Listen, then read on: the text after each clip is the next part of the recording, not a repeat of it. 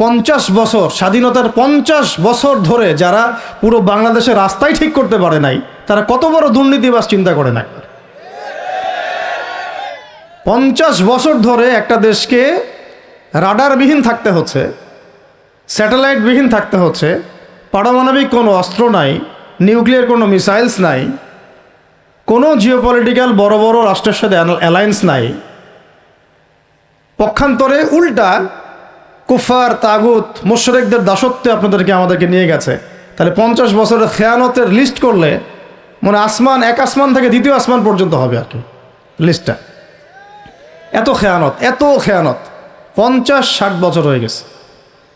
এখনও যে বিষয়গুলো নিয়ে আমাদের কথা বলতে হচ্ছে, এটাই হচ্ছে সবচেয়ে লজ্জার। আলোচনার গন্তব্যটা হবে এরকম যে সিরাতের আলোকে দিন প্রতিষ্ঠা, সিরাতের আলোকে দিন প্রতিষ্ঠা। কারণ আমাদের দেশে দিনের রাজনৈতিক অবস্থান নাই, আমাদের দেশে দিনের রাজনৈতিক অবস্থান নাই। দিন কয়টা ক্ষেত্রে কায়েম করতে হবে, দিন সিরাতের আলোকে কায়েম করতে হলে কয়টা ক্ষেত্রে কায়েম করতে হবে সেটা আগে জেনে নেই। আচ্ছা, তার আগে একটা জিনিস আলোচনা করে নেই যে দিন কায়েম কি দুনিয়াবি কাজ না ইবাদত? এতটুকু তো বোঝেন, দিন কায়েম একটা ইবাদত। নামাজ, সওম, যাকাত, জিহাদ, তাবলীগ, দিন প্রতিষ্ঠা, যেটাকে আমরা আরবিতে বলি ইকামাতে দিন, এটা কি? তাহলে একটা নিঃসন্দেহে ইবাদত। আমাদের নবীজি করেছেন, নবীজি নিজে করেছেন তো, সাহাবায়ে কেরাম এই যে 1400 বছর ধরে সলফে সালেহিন, আকাবের, আমাদের আসলাফরা করেছেন না? সবাই করেছেন। আচ্ছা, এখন এটা যদি ইবাদত হয়, ইবাদত কবুলের শর্ত কয়টা? একজন বলেন দেখি, ইবাদত কবুলের শর্ত কয়টা? 3টা, তাই তো? বেসিক শর্ত কয়টা? 3টা। একটা হচ্ছে ইবাদত হতে হবে এক আল্লাহর জন্যে। কার জন্যে? তাহলে এই আল্লাহর জমিনে সিরাতের আলোকে দিন কায়েম করার লক্ষ্য উদ্দেশ্য থাকবে শুধু এক আল্লাহর সন্তুষ্টি অর্জন করা, শুধু এক আল্লাহকে রাজি খুশি করার জন্যে আমরা আল্লাহর জমিনে দিন কায়েমের চেষ্টা করব। খালাস, কথা ঠিক আছে? আচ্ছা, যদি এখানে উদ্দেশ্য থাকে না আমি আমার পদের জন্য চাচ্ছি, না আমি নেতৃত্বের জন্য চাচ্ছি, না আমি কোনো একটা ফেরকার আমির হওয়ার জন্য চাচ্ছি, অথবা আমি কোনো রাজনৈতিক পদের জন্য চাচ্ছি, তখন এবাদতটা এবাদত বলে গণ্য হবে না।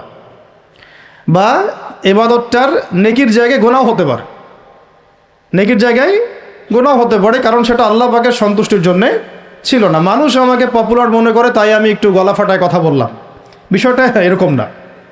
কথা এখান থেকে আসবে না, কথা এখান থেকে আসবে, কথা এখান থেকে আসবে না, কথা আসবে কোত্থেকে? এখান থেকে। এখান থেকে এসে আরশে আজিমের মালিক পর্যন্ত পৌঁছাতে হবে, এই উদ্দেশ্যে আমার কথাগুলো হবে, কাজগুলো হবে। তাহলে দিন প্রতিষ্ঠার উদ্দেশ্য হবে এক আল্লাহর সন্তুষ্টি অর্জন করা, এটা প্রথম কথা। 2, রিজিক হালাল হতে হবে, সেটা তো আমরা জানি। রিজিক কী হতে হবে? হালাল হতে হবে, যেটা আমাদের 90%-এরই কম বেশি হারাম। কম বেশি কি 90%-এরই হারাম। দাড়ি টুপি পাগড়ি জুব্বা পরে আমরা যারা চলাফেরা করি, আমাদেরও বহু মানুষের রিজিক হারাম। অনেকেই সুদি কারবার করি, সুদি লেনদেন করি, অনেকেই মাপে কম দেই, অনেকে আবার আল্লাহর রাস্তায় সময় দিচ্ছি, বোনের সম্পত্তি দেই না। অনেকে দেখা যায় মাল সিন্ডিকেট করি, দাড়িওয়ালা লোক ফার্ম ঘাটে বসে ব্যবসা করছে, মাপে কম দিচ্ছে। দাড়িওয়ালা লোক যাত্রাবাড়িতে তার একটা গোডাউন আছে, সেখানে সে পণ্য মজুত করছে, সিন্ডিকেট করে দাম বাড়াচ্ছে। রিজিকটা কি হালাল হলো না হারাম হলো? তো রিজিক হালাল হওয়াটা এত কঠিন শর্ত, যেটা এই যুগে আসলে উতরে ওঠা খুব কঠিন। এই কারণে বহু কিছু হচ্ছে, আবেগ অনেক কিছু হচ্ছে, বড় বড় অনেক লেকচার আমরা দিচ্ছি ঠিকই, বাস্তবতা আসছে না। বাস্তবতা হচ্ছে যে আমরা সোশ্যাল, রাজনৈতিক, অর্থনৈতিক বিভিন্ন জায়গায় এখন পর্যন্ত ওই শক্তি অর্জন করতে পারি নাই যে শক্তি ওমর রাদিয়াল্লাহু আনহুর সময় আমাদের ছিল। এটা তো বাস্তবতা। কিন্তু মাঠে ময়দানে আমাদের কথা হচ্ছে মাশাআল্লাহ, অনেক বড় বড় কথা আমরা বলছি, অনেক সময় শোডাউন করে জনবল দিয়ে বা স্লোগান দিয়ে মনে করছি যে আমরা অনেক কিছু করে ফেলেছি, কিন্তু বাস্তবতাটা এমন না। বাস্তবতা অনেক অনেক অনেক বেশি খারাপ, যেটা আমরা চাই এই খারাপ অবস্থাটা দূর হোক, এই জন্যে আলোচনাগুলো আসা উচিত। বাস্তবতা হচ্ছে আবেগ দিয়ে দিন প্রতিষ্ঠা হবে না। আবেগের দরকার আছে, তবে আবেগের উপরে বিবেককে স্থান দিতে হবে এবং খুব ডিপ্লোম্যাটিক হতে হবে, বাস্তবতা বুঝতে হবে, প্রজ্ঞা হিকমার সাথে আমাদেরকে আগাতে হবে। অনেক সময় মনে হচ্ছে আমাদের সংখ্যা অনেক কোটি কোটি, 12 কোটি 14 কোটি। আসল যুদ্ধক্ষেত্রেই দেখা যাবে আসলে আমাদের সংখ্যা আসলেই কত। ঠিক আছে, তো মূল জায়গায় আসি। আবার আমি একটু ভিতরে চলে যাচ্ছি যে আমরা যদি একটা কাজকে ইবাদত মনে করি, সেই কাজটা ইবাদত হিসেবে গণ্য হওয়ার জন্যও 3টা শর্ত আমাকে পূরণ করতে হচ্ছে। আল্লাহ পাকের সন্তুষ্টির জন্যে, 2 হচ্ছে সেই কাজটা করতে গিয়ে, আমার ইবাদত করতে গিয়ে আমার রিজিকটা অবশ্যই হালাল হতে হবে। এই দুটোতেই আমরা আটকে গেছি। কিন্তু কারাগারে আমাদের ওলামায়ে কেরামগণ বসেছিলেন, তারা আলোচনা করছিলেন যে আমরা সবাই এক সেলে বসে আছি, আসলে কি সমস্যা, সবাই সমস্যা নিয়ে মোজাকারা করছেন আর কি। সমস্যাটা কি হলো? তো নাম বলতে চাচ্ছি না, আমাদের অনেক শ্রদ্ধেয় ওলামায়ে কেরাম তাদের অনেকেই বলেছিলেন যে মনে হয় ইখলাস ঠিক নাই, মনে হয় ইখলাস ঠিক নাই। হ্যাঁ, যদি ইখলাস ঠিক না থাকে কাজে বরকত আসবে না। ইখলাস কি? শুধু আল্লাহর জন্য করব, যাই করি শুধু আল্লাহর জন্য করব, মানুষকে দেখানোর জন্য না, জনপ্রিয়তা পাওয়ার জন্য না, মানুষের বাহবার জন্য না। এমনকি আমি যদি চাই বাংলাদেশে শরিয়া আইন কায়েম হোক, সেটা চাবো আল্লাহর জন্যে, আমি ক্ষমতায় গিয়ে কায়েম করব এই জন্য না। এটা আল্লাহ পাক XYZ যে কাউকে দিয়ে করাইতে পারেন। সেটা আমি হইতে পারি, আপনি হইতে পারেন, যে কেউ হতে পারে। কিন্তু আমি চাচ্ছি শরিয়া আইন বাস্তবায়িত হোক। যদি আমি এভাবে চিন্তা করি যে না, আমাকে যেতে হবেই, আমি সেই কাজ করব, আমারই ক্ষমতা দরকার, তাহলে এটা হবে দুনিয়ার জন্য কাজ করা, আমি আমার ক্ষমতার জন্য করছি। তো মূল বিষয়টা হচ্ছে সাহাবায়ে কেরাম রাদিয়াল্লাহু আনহুম আজমাইন তারা নিজেরা দায়িত্ব এড়িয়ে যেতেন, মানুষ জোর করে তাদেরকে দায়িত্ব দিতেন। এর ফলে কাজে বরকত হতো, ইখলাস ঠিক থাকতো। তারা দিনের বেলা ঘোড়সাওয়ার থাকতেন, রাতের বেলা দরবেশ থাকতেন। এই জন্যই দেখা যায় যে উমর রাদিয়াল্লাহু আনহুর খেলাফতের সময় একটা বকরির বাচ্চাও না খেয়ে মারা যায় নাই। সুবহানাল্লাহ। আর একটু আগে তো আপনাদেরকে একটা এক্সাম্পল দিলাম যে আপনাদের 3 বারে রাস্তাঘাটের কি অবস্থা। তাহলে 50 বছর, স্বাধীনতার 50 বছর ধরে যারা পুরো বাংলাদেশের রাস্তাই ঠিক করতে পারে নাই, তারা কত বড় দুর্নীতিবাজ চিন্তা করে না। 50 বছর ধরে একটা দেশকে রাডারবিহীন থাকতে হচ্ছে, স্যাটেলাইটবিহীন থাকতে হচ্ছে, পারমাণবিক কোনো অস্ত্র নাই, নিউক্লিয়ার কোনো মিসাইলস নাই, কোনো জিওপলিটিক্যাল বড় বড় রাষ্ট্রের সাথে অ্যালায়েন্স নাই। পক্ষান্তরে উল্টা কুফার, তাগুত, মুশরিকদের দাসত্বে আপনাদেরকে আমাদেরকে নিয়ে গেছে। তাহলে 50 বছরের খেয়ানতের লিস্ট করলে মানে এক আসমান থেকে 2য় আসমান পর্যন্ত হবে আর কি লিস্টটা। এত খেয়ানত 50-60 বছর হয়ে গেছে। এখনও যে বিষয়গুলো নিয়ে আমাদের কথা বলতে হচ্ছে, এটাই হচ্ছে সবচেয়ে লজ্জার। এই বিগত স্বাধীনতার 50 বছরে আমাদের এমন একটা জেনারেশন রেডিমেড পাওয়া উচিত ছিল, যাদের ঘরে ঘরে আলেম, ঘরে ঘরে হাফেজ। এখন ঘরে ঘরে খুঁজলেও, বোম মারলেও আলেম বের হয় না, ঘরে ঘরে খুঁজে ছান মারলে একটা করে হাফেজ বের হয় না, আলেম বের হয় না। ঘরে ঘরে ছান মারলে যে কোনো একটা টিকটকার ঠিকই বের হয়। এই বাস্তবতা আর আমাদের স্বপ্নের মধ্যে আসমান জমির পার্থক্য আছে। এগুলো হাসির কোনো বিষয় না, এটা হচ্ছে বাস্তবতা। মানে পুরা প্রাইমারি স্কুল থেকে শুরু করে প্রাইমারি স্কুলের শিক্ষক, প্রাইমারি স্কুলের টিচার এবং স্টুডেন্ট, হাই স্কুলের টিচার, অনার্সের স্টুডেন্ট, অনার্সের টিচার, মাস্টার্সের স্টুডেন্ট, মাস্টার্সের টিচার, তারপরে যে BBA MBA, তারপরে যে আপনার প্রাইভেট ইউনিভার্সিটি ইত্যাদি ইত্যাদি, ইভেন BCS সেক্টর, শিক্ষা কমিশন, MP মন্ত্রী, পার্লামেন্ট, সবগুলোকে যদি একটা জায়গায় আপনি বসান, সবাইকে এই 15-16 কোটি মানুষকে একটা জায়গায় বসান, দেখবেন যে এদের 90% কোরআন তেলাওয়াতি করতে পারে না। 50 বছর হয়ে গেছে স্বাধীনতা। তাহলে কাদেরকে নিয়ে আপনি হিন্দুস্তানকে মোকাবেলা করতে চাচ্ছেন? কাদেরকে নিয়ে আপনি যে রামবাম, প্রগতিশীল এবং এই ইসকনকে মোকাবেলা করতে চাচ্ছেন? কাদেরকে নিয়ে? আবেগ দিয়ে তো হবে না। আর তাদের ব্যাপারটা তো এতই স্ট্রং, তারা তো এমনভাবে তাদের মানে আগ্রাসন লালন করছে যে ওরা যদি পারত, এখন পুরো বাংলাদেশটাকে ওদের মানচিত্রভুক্ত করে ফেলতো।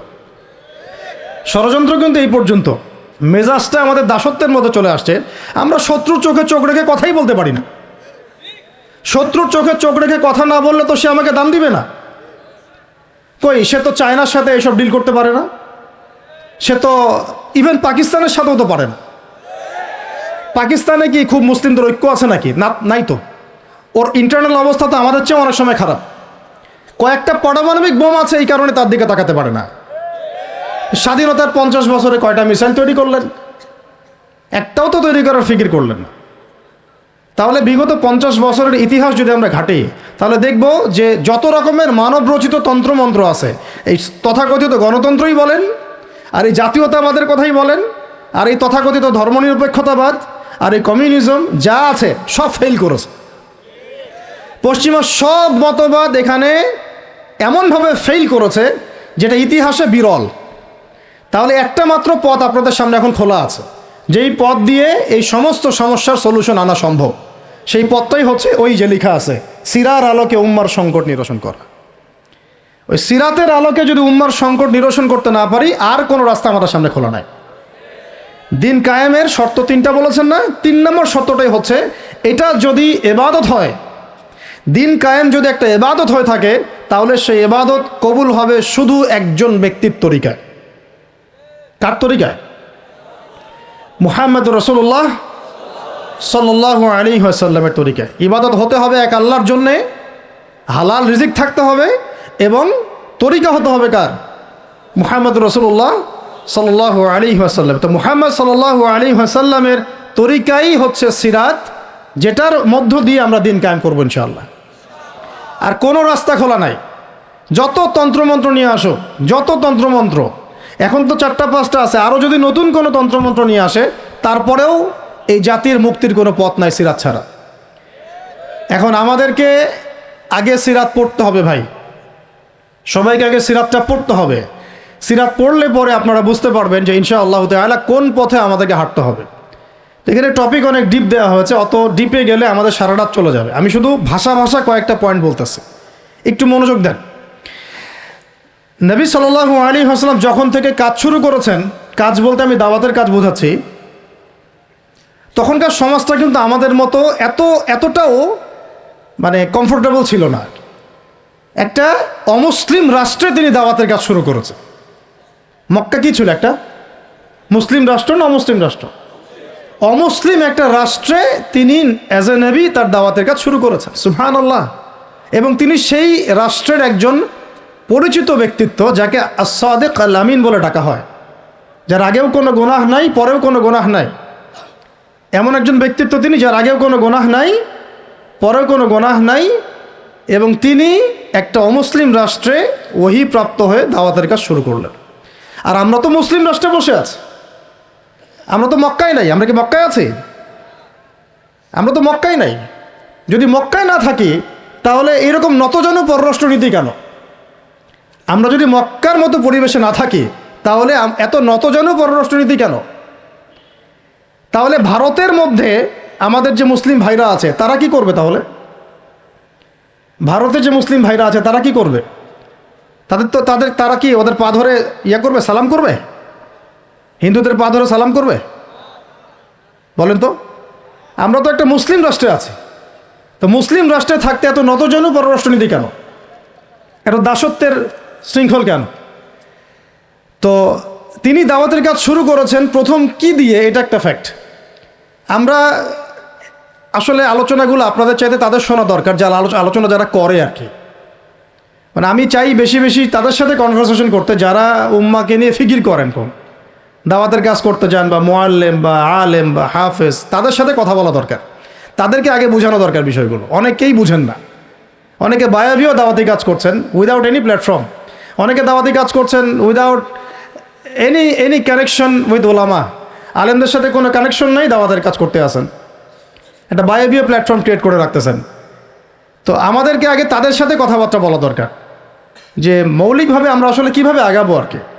প্র্যাকটিক্যাল কথায় আসেন। এই যে আমরা এতগুলো কথা বলছি না, আমি আপনাদেরকে পুরা পথ পদ্ধতি এখানে গিলায় খাওয়াই দিতে পারবো, কিন্তু বিশ্বাস করেন গিলে খাওয়ার পরে আপনি কিছুই করতে পারবেন না। কেন পারবেন না? আপনার কোনো অ্যাসোসিয়েশন নাই, কোনো ফাউন্ডেশন নাই, কোনো সংগঠন নাই, কোনো রাজনৈতিক ক্ষমতা নাই, কোনো রাজনৈতিক দলও নাই, রাজনৈতিক কোনো অ্যাপ্রোচও নাই। কিন্তু একটা সেকুলার রাজনৈতিক দল আপনার চেয়ে ভালো ফিল্ড ওয়ার্ক করতে পারবে, কারণ তার চেইন অফ কমান্ড আছে। আমাদের তাওহীদপন্থীদের কোনো চেইন অফ কমান্ডই নাই। বলে আসতেছি বিগত 5 বছর 10 বছর থেকে একই বয়ান, মাথায় ঢুকে না জিনিসটা যে চেইন অফ কমান্ড বলে একটা কিছু আছে। যেখানে একজন আমির নাই, যেখানে একজন ইমারা নাই, একটা আমির নাই, আসামউ ওয়া তাআ নাই, বায়আ নাই, যেখানে শুনলাম মানলাম আনুগত্য করলাম, আমির মামুর জামাআ ইমারা এগুলো নাই, সেখানে তো চেইন অফ কমান্ড আসবে না। তাবলিগ জামাত কাজ করছে না? করছে কি না? একটা শুরা পর্ষদ আছে না, শুরায় নেজামি আছে না, আমির আছে না, কাজ করতেছে, ফলাফল পাচ্ছে মাশাআল্লাহ। জামাত ইসলাম কাজ করছে না? একটা চেইন অফ কমান্ড আছে, প্রত্যেকটা জেলায় জেলায় শাখা আছে, তারা তাদের উপরের লেভেল থেকে কোনো ডিরেকশন আসলে সেটাকে রুট লেভেলে বাস্তবায়ন করছে। হেফাজত ইসলাম তো আসলে কোনো রাজনৈতিক ব্যাকগ্রাউন্ড থেকে আসে নাই, এটা এসেছে, আপনারা তো জানেন হিস্ট্রি, কোন প্রেক্ষাপট এটা তৈরি হয়েছে, শাপলা চত্বরে ঘটনা, তাই না? আর জামাত ইসলাম, আর কথা হচ্ছে যে আমাদের তো মানে পৃথক পৃথক প্ল্যাটফর্মগুলোর মধ্যে একটা ঐক্যবদ্ধ সমন্বয় সবার আগে দরকার, তারপরে আমাদের একটা বৃহত্তর চেইন অফ কমান্ড দরকার। তখন কি হতো যে উপর থেকে একটা কিছু ছেড়ে দিলে একদম নিচ পর্যন্ত আসতে সময় লাগতো না।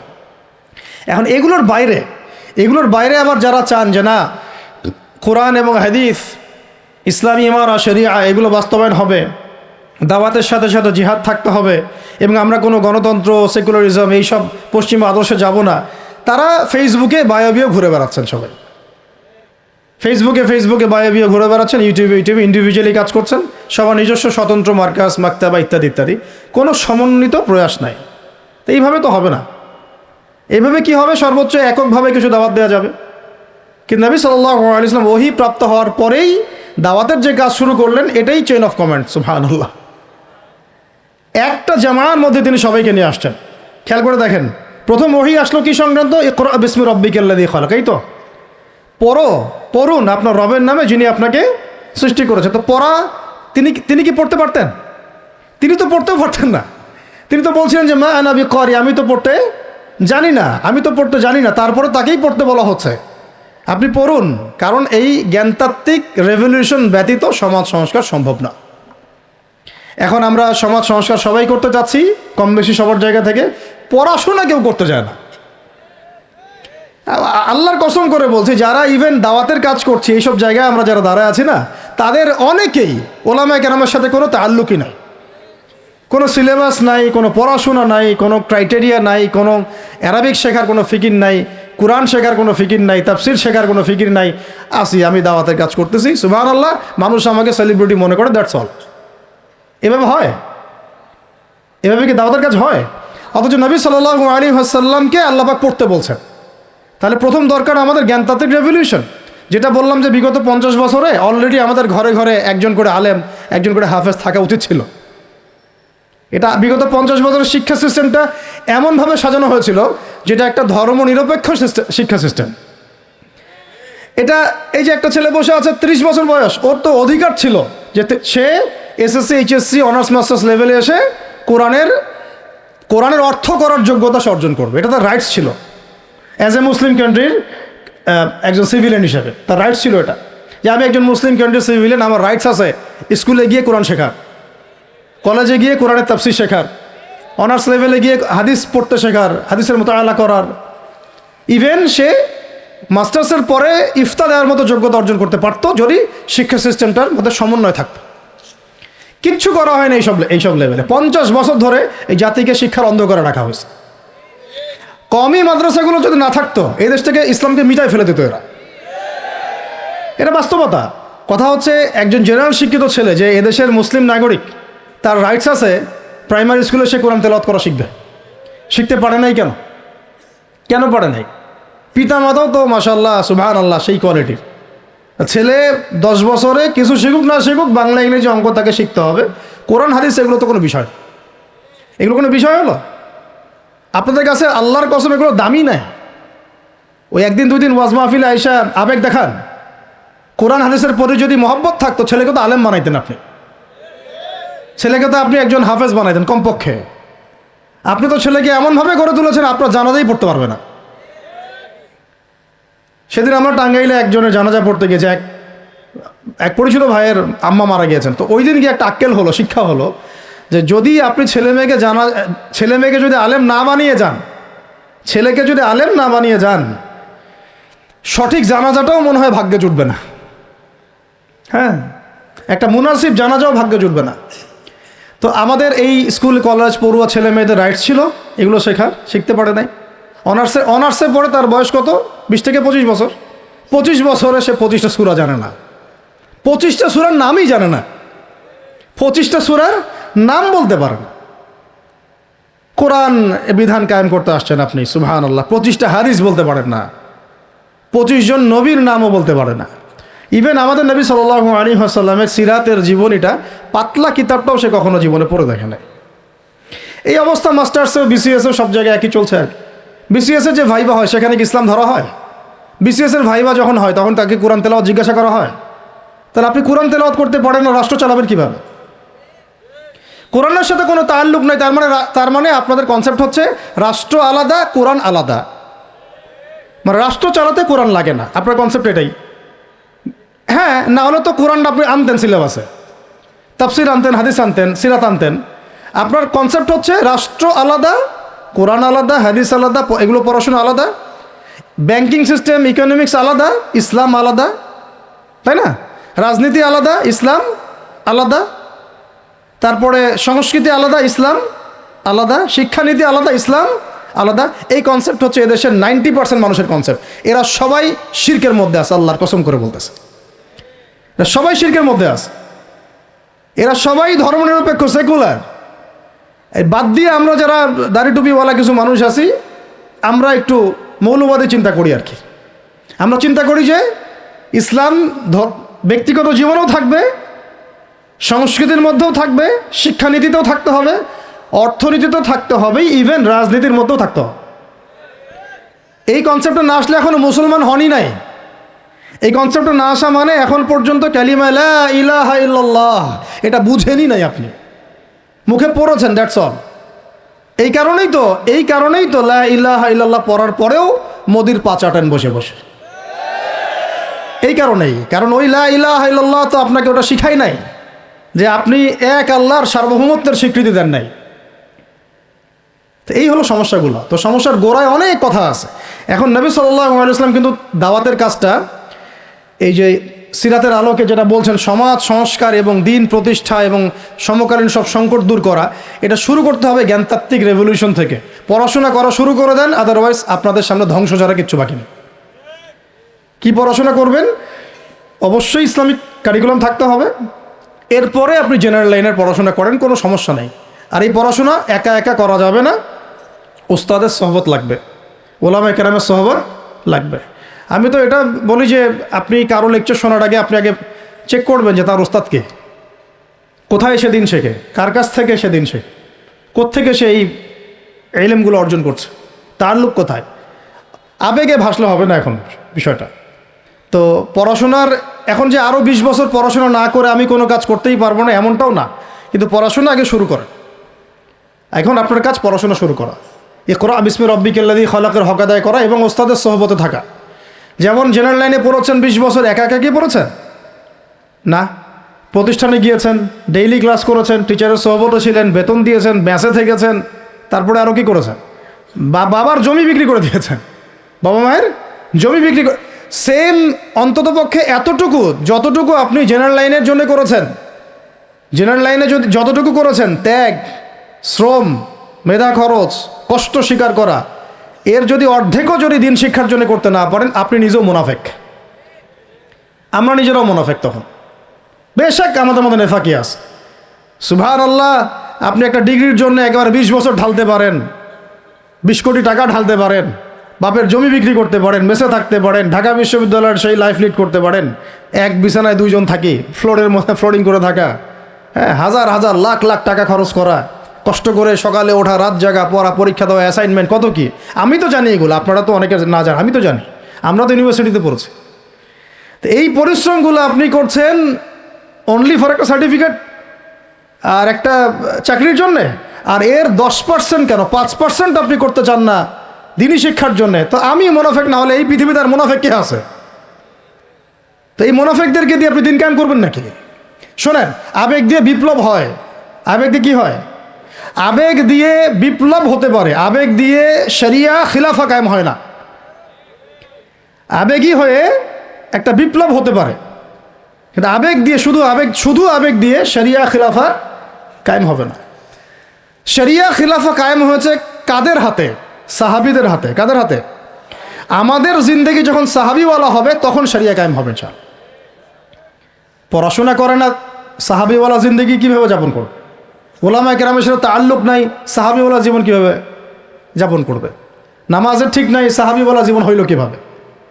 কোরআন তেলাওয়াত করতে পারেন না, সাহাবিওয়ালা জীবন হইল? দিনের জন্য আমর বিল মারুফ নাহি আনিল মুনকারের কাজ নাই, ওই যোগ্যতাও নাই, তাহলে সাহাবিওয়ালা জীবন হইল কি? চেহারা সুরতের মধ্যে ইসলাম নাই, সুন্নতের প্রতি পাবন্দি নাই, সাহাবিওয়ালা জিন্দেগি হলো কি? সাহাবিদের হাতে বদর যুদ্ধ হয়েছে, জয়লাভ করেছে। উহুদ প্রায় জিতেইছে, এটা জিতেই বলা যায়, সাময়িক বিপর্যয় হয়েছে। খন্দক, খায়বার, মোতায়ার মুখ কাঁপিয়ে দিয়েছে কারা? সাহাবিরা। তো সাহাবিওয়ালা ইমান, সাহাবিওয়ালা আমল, সাহাবিওয়ালা আখলাক, সাহাবিওয়ালা মেহনত হলে পরে বাংলার মাটিতে দিন কায়েম হবে ইনশাআল্লাহ। না হওয়া পর্যন্ত এই লাভঝাপ করতে থাকা, আজকে এই বিষয়ে কালকে ওই বিষয়ে, আজকে এই ইস্যু কালকে এই ইস্যু, এগুলোই চলতে থাকবে। আমরা এটা চাই না। আমরা চাই এখন যেহেতু দাওয়াতের একটা সুবর্ণ সুযোগ আমাদের সামনে এসেছে, এখন যেহেতু আল্লাহ পাক, এটা আল্লাহ পাকের রহমত, এখানে সবাই ক্রেডিট নেওয়ার প্রতিযোগিতায় লিপ্ত আছে। আমার ক্রেডিটে হয়েছে, আমি এই করেছি, আমি সেই করেছি। এখন তো এমন দেখা যাচ্ছে যে ওই সময় কিছু বলেও নাই, সেও এসে এখন প্রধান উপদেষ্টার পাশ আটতেছে বসে বসে। কি সুবহানাল্লাহ! মানে রক্ত দিল এক ভাই, মানে বছরের পর বছর কারাগারে পচে মরল একদল, বছরের পর বছর, দিনের পর দিন, মাসের পর মাস আয়না ঘরে ধুকে ধুকে মরল আর একদল। ঠিক আছে, বললাম তখন থেকে বের হলে কেউ সুস্থ থাকে না। বছরের পর বছর মামলা মোকদ্দমা হচ্ছে একদল, এক একজনের ঘাড়ে তিনটা, চারটা, পাঁচটা, 10টা, 20টা করে মামলা। হ্যাঁ, তারপরে বছরের পর বছর এই ফ্যাসিজমের বিরুদ্ধে দাঁড়ানোর কারণে দেশ থেকে বিতাড়িত হয়েছে একদল, হয় নাই? শাপলা চত্বরে রক্ত দিয়েছে আর একদল। তারপরে এই ছাত্র ভাইদের হাজার হাজার পঙ্গু হয়ে পড়ে আছে বিভিন্ন জায়গায় আর একদল, আর শত শত মানুষ রাস্তায় প্রাণ দিল আর একদল, আর উড়ে এসে জুড়ে ক্ষমতায় বসলো আর একদল। সার্কাস চলতেছে। আর শুরুটা করবেন একবার ইখলাস ঠিক রাখা, দিন কায়েম করবো সিরাতের পদ্ধতিতে। অন্য কোনো পদ্ধতি আছে? আব্রাহাম লিঙ্কনের পদ্ধতি চলবে? কার্ল মার্কসের পদ্ধতি চলবে? ওই চীনের মাও সেতুংয়ের পদ্ধতি চলবে? ওই ইতালির মুসোলিনির পদ্ধতি চলবে? কার পদ্ধতিতে দিন কায়েম করব? একমাত্র মুহাম্মদ রাসূলুল্লাহ সাল্লাল্লাহু আলাইহি ওয়াসাল্লামের শেখানো সিরাতের সুন্নতেই আগাতে হবে। এখন আগাতে গিয়ে প্রথম কাজ আপনার আমার কি? ইখলাস ঠিক রাখা, রিজিক হালাল করা, নবীর তরিকা ফলো করা, তারপরে দিনের ইলম অর্জন করা। একা একা ইলম অর্জন করবেন? ওলামায়ে কেরাম খুঁজে বের করবেন। ওলামায়ে কেরাম সব জায়গাতেই আছে, আলহামদুলিল্লাহ, এটা আমাদের সৌভাগ্য। আর আপনি দেখবেন যে কারা নিজেদেরকে জাহির করে না, মুহাক্কিক ওলামায়ে কেরাম নিজেকে জাহির করেন না। হকপন্থী ওলামায়ে কেরাম যারা, তারা নিজেদেরকে এভাবে জাহির করেন না, এজহার করেন না যে আমি এত বড় পণ্ডিত, আসো আমার কাছে, এইভাবে তারা কথা বলেন না। তা বরং তারা নিজেদেরকে আড়াল করে চলেন, তারা বিনয়ী হন। এবং আপনারা দেখবেন না যে আহলে ফেসবুক ওয়াল জামায়াতের মধ্যে কার পপুলারিটি বেশি, এইটা দেখতে যাবেন না। আপনারা দেখতে যাবেন বড় বড় ওলামায়ে কেরাম কার পিছনে ছোটেন। মুহাক্কিক আলেম খুঁজবেন কীভাবে? আপনি দেখবেন না যে অমুক ভাই তমুক ভাই, আমাদের এই ভাইরা কার পিছনে ছোটে, বরং আপনি দেখবেন যে হ্যাঁ, বড় বড় ওলামায়ে কেরামগণ কার পিছনে ছোটেন, এবং সেই মূল উৎস থেকে জ্ঞান অর্জন করার চেষ্টা করবেন ইনশাআল্লাহ। পাক তৌফিক দান করেন, আমিন। এটা ছাড়া আপনারা জ্ঞান অর্জন হবে না, এবং জ্ঞানের সাথে যে আদব সেটাও শিখতে পারবেন না, আদবের সাথে তাআল্লুক হচ্ছে তাসাউফের, সেটাও শিখতে পারবেন না, এবং তাজকিয়ার, এই তাজকিয়া অর্জন হবে না। আল্লাহ পাক আমাদেরকে তাজকিয়া অর্জন করার তৌফিক দান করেন। ইলম শিখবো, তারপরে কাজ হচ্ছে আমাদের আমল বাড়িয়ে দেওয়া। আল্লাহ নবী সাল্লাল্লাহু আলাইহি ওয়াসাল্লাম সাহাবায়ে কেরামকে শুধু জ্ঞান শিখতেন নাকি আমলও করতেন? সবচেয়ে বেশি পরহেজগার ব্যক্তি কে এই উম্মতের মধ্যে? বলেন। আমাদের নবী সাল্লাল্লাহু আলাইহি ওয়াসাল্লাম। হ্যাঁ, তিনি তো অবশ্যই। তারপরে আবু বকর রাদিয়াল্লাহু আনহু, ওমর ইবনুল খাত্তাব, আলী ইবনে আবি তালেব, উসমান বিন আফফান রাদিয়াল্লাহু আনহু আজমাইন, প্রত্যেক সাহাবী। তো সাহাবীদের আমল একটু দেখেন, সারাদিন রাত তারা কেমন কি করতেন, কিভাবে কাটাতেন। আমরা আমাদের দিনের একটা বড় অংশ অপচয় করি, নষ্ট করি। তারা সময় নষ্ট করতেন না, বরং তারা প্রত্যেকটা সময়কে কাজে লাগাতেন। প্রত্যেক দিন একদিন ওই হাদিসটা আপনারা তো জানেন, একদিন নবী সাল্লাল্লাহু আলাইহি ওয়াসাল্লাম বললেন, আজকে জামাতের সাথে নামাজগুলো পড়েছে কে? আবু বকর রাদিয়াল্লাহু আনহু হাত তুললেন, আমি পড়েছি। আজকে সদকা করেছে কে? আমি। আজকে সওম রেখেছে কে? আমি। আজকে জানাজায় শরীক হয়েছে কে? আমি। এরকম অনেকগুলো আমলের কথা নবীজি বলেন, সবগুলোই দেখা গেল আবু বকর রাদিয়াল্লাহু আনহু করেছেন। সুবহানাল্লাহ, একদিনে সব আমল। এভাবে তারা দিন কাটাতেন। আপনি আর আমি যদি জুমার দিনে মসজিদে আসি তাহলে তো সমস্যা ভাই, আমাদের দ্বারা তো হবে না। আল্লাহ পাক আমাদেরকে যেন ইসলাহ করার তৌফিক দান করেন, আমিন।